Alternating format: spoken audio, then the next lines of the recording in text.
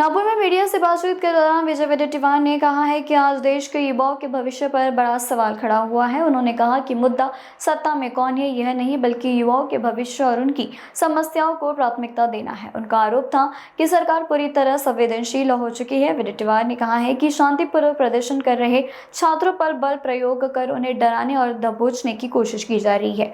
उन्होंने सवाल उठाया कि क्या यही लोकतंत्र है। छात्रों के साथ में हो रही हत्यार नहीं था और वे शांतिपूर्वक तरीके से अपनी मांग रख रहे थे, लेकिन सरकार का खैरियत तानाशाही दिखाना अब लाजमी हो गया है। आइए सुनते हैं सविस्तर चर्चा। तसं भवितव्य त्याला सुरक्षित वाटत नाही, म्हणून या देशामध्ये आता मला असं वाटतं की परिवर्तनाची सुरुवात हे युवक करते। बघा, कोण सत्तेत यावं कोण सत्तेत येऊ नये हा प्रश्न आहे, पण ज्या वेळेस तरुणाच्या भविष्याचा प्रश्न येतो आणि ते आंदोलन करतात, तर संवेदना या कशा मेलेल्या आहेत या सरकारच्या, किंवा संवेदनहीन सरकार अशा प्रकारच्या आता मोदी सरकारची परिस्थिती आली आहे। गेली 20 दिवस जे आंदोलन सुरू होतं, साधी चर्चाही झाली नाही आणि त्या पार्श्वभूमीवर मोर्चा निघाला आणि इतक्या त्या मुलांना ज्या पद्धतीनं पोलिसांनी बळाचा वापर करून दंडुकेशाहीचा वापर करून बदलून काढलं, म्हणजे खरं म्हणजे हे काय आहे, लोकशाही आहे की नाही?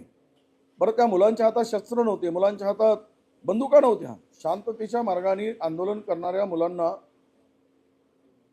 अमानुषपणे ठोकणं हे कुठल्या लोकशाही याच्यामध्ये पडते? ज्यांना म्हणजे आंदोलनाचा हक्क सुद्धा हिरावण्याचं काम जर हे सरकार करत असेल, तर यांना या देशामध्ये हुकुमशाही आणायची आहे, लोकशाही यांना संपवायची आहे। म्हणूनच राहुल गांधी हा विषय घेऊन काल त्यांची प्रेस झाली, त्यांनी आंदोलन केलं। आम्ही महाराष्ट्रामध्ये आंदोलन करतो आहोत। तालुक्याच्या ठिकाणी पालक विद्यार्थी रस्त्यावर येत आहेत। हे जरा मोदी सरकारने समजून घेतलं पाहिजे, महाराष्ट्रातील फडणवीस सरकारने समजून घेतलं पाहिजे की यांच्या भावनाशी तुम्ही खेळू नका, त्यांचं म्हणणं आहे का, त्यावर काय तोडगा काढत असेल तर त्याच्यावर प्रश्न निर्माण झाले ते चर्चेतून सोडवा, ही भूमिका सरकारची असायला पाहिजे। पण दुर्दैवानं या देशामध्ये जे सरकार आली आहे ही कुठलीही चर्चा करायला तयार नाही, बोलायला तयार नाही आणि आंदोलन पूर्णतः दडपून टाकण्याचं काम करतायत। सोनम वांगचुकना त्या पद्धतीनं उचलल्या गेलं। मुलींच्या प्रायव्हेट पार्टमध्ये हे तुम्ही दंडाने मारताय, थोडी तरी लाज ठेवा।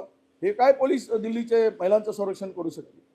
हे पोलीस महिलांचं संरक्षण करू शकतात? अशा तरुणींच्या बरोबर असं अभद्र व्यवहार करणारी जर पोलिसांची मानसिकता असेल तर या देशात कोण सुरक्षित आहे? म्हणूनच काल आम्ही ते आंदोलन केलं। हे आंदोलन सुरू राहील जोपर्यंत त्या धर्मेंद्र प्रधानचा राजीनामा होत नाही। आता राहुलजींनी सांगितलं आहे की धर्मेंद्र प्रधान बरोबर गृह विभागाच्या अमित शहानी सुद्धा राजीनामा दिला पाहिजे। हे राहुलजींनी त्यांची मागणी केली। आज सभागृहामध्ये जर हे मान्य असतील, 5 अटी दिल्यात त्या मान्य असतील तरच आम्ही चर्चा करू सभागृहात, अशी भूमिका ठेवली आहे। हे सरकार आंदोलनाला का घाबरते? हे डरपोक सरकार आहे। म्हणूनच पोलिसांच्या बळाचा वापर करून आंदोलन आम्हाला बळजबरीनं उचलून न्यायचं काम आणि गाडीत कोंबण्याचं काम हे सरकार करते।